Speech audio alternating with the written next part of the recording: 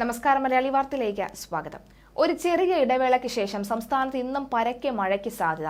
ഒറ്റപ്പെട്ടിടങ്ങളിൽ ശക്തമായ മഴയ്ക്ക് സാധ്യതയുണ്ടെന്നാണ് മുന്നറിയിപ്പ്.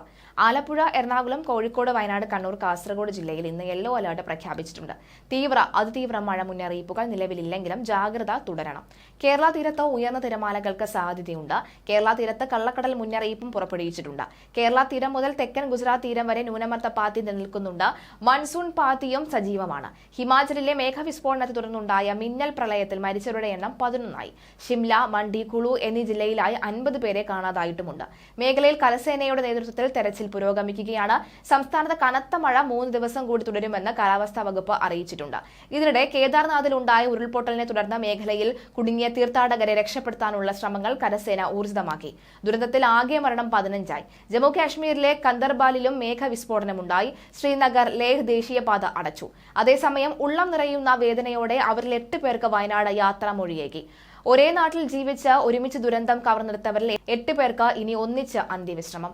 മുണ്ടക്കൈയിൽ ഉരുൾപൊട്ടൽ ജീവനെടുത്തവരിൽ തിരിച്ചറിയാത്ത 8 പേരുടെ മൃതദേഹങ്ങൾ ഒരുമിച്ച് പുത്തുമലയിലെ ഹാരിസൺ മലയാളത്തിന്റെ ഭൂമിയിൽ സംസ്കരിച്ചു. ഇനിയും ഉൾക്കൊള്ളാൻ കഴിയാത്ത ദുരന്തം കവർന്നവരെ കണ്ണീരോടെയാണ് നാട് യാത്രയാക്കിയത്. മേപ്പാടിയിൽ മൃതദേഹങ്ങൾ സൂക്ഷിച്ചിരുന്ന കമ്മ്യൂണിറ്റി ഹാളിൽ നിന്നും പോലീസ് വാഹനങ്ങളുടെ അകമ്പടിയോടുകൂടിയാണ് ആംബുലൻസിൽ മൃതദേഹങ്ങൾ പുത്തുമലയിലേക്ക് എത്തിച്ചത്. സർവ്വമത പ്രാർത്ഥനയ്ക്ക് ശേഷം 8 പേർക്ക് ആദരവോടുകൂടി അന്ത്യാഞ്ജലിയേകി. മുണ്ടക്കൈ ഉരുൾപൊട്ടൽ ദുരന്തത്തിൽ ജീവൻ നഷ്ടപ്പെട്ടവരിൽ 67 മൃതദേഹങ്ങളാണ് ഇനിയും തിരിച്ചറിയപ്പെടേണ്ടതുള്ളത്. അവരിൽ 8 പേരെയാണ് ഒരേ മണ്ണിൽ അടക്കം ചെയ്തത്. ഇന്നല്ലെങ്കിൽ നാളെ അത് ഞങ്ങളുടെ പ്രിയപ്പെട്ടവരാണ് എന്ന് തിരിച്ചറിയുമെന്ന പ്രതീക്ഷയായി കൃത്യമായ നമ്പറുകൾ രേഖപ്പെടുത്തിയാണ് ഓരോ മൃതദേഹവും സംസ്കരിച്ചിരിക്കുന്നത്. മൃതദേഹത്തിന്റെയും ശരീരത്തിലെ ആഭരണം ഉൾപ്പെടെയുള്ള വസ്തുക്കളുടെയും ചിത്രങ്ങൾ സൂക്ഷിച്ചിട്ടുണ്ട്. DNA സാമ്പിൾ, പല്ലുകളുമായി ബന്ധപ്പെട്ട വിവരങ്ങൾ എന്നിവയും ശേഖരിച്ചു.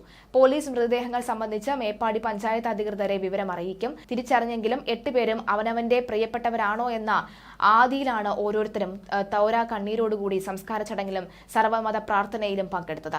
ക്യാമ്പുകളിൽ കഴിയുന്നവരും രാത്രി വൈകി നടന്ന സംസ്കാര ചടങ്ങുകളിൽ പങ്കെടുക്കാനെത്തിയിരുന്നു.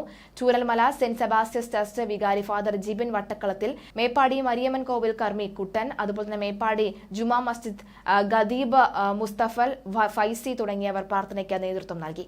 മന്ത്രിമാരായ K Rajan, AK Saseendran, MP Rajendran, OR Kelu, ജില്ലാ പഞ്ചായത്ത് പ്രസിഡന്റ് സംഷാദ് മരക്കാർ, ജില്ലാ collector TR Meghashri, special officer Sabashivan Rao, ജില്ലാ പോലീസ് മേധാവി T Narayanan, sub collector Misal Sagar Bharat, മതനേതാക്കൾ, ജനപ്രതിനിധികൾ തുടങ്ങിയവർ അന്ത്യോപചാരം അർപ്പിക്കാനായി എത്തിയിരുന്നു.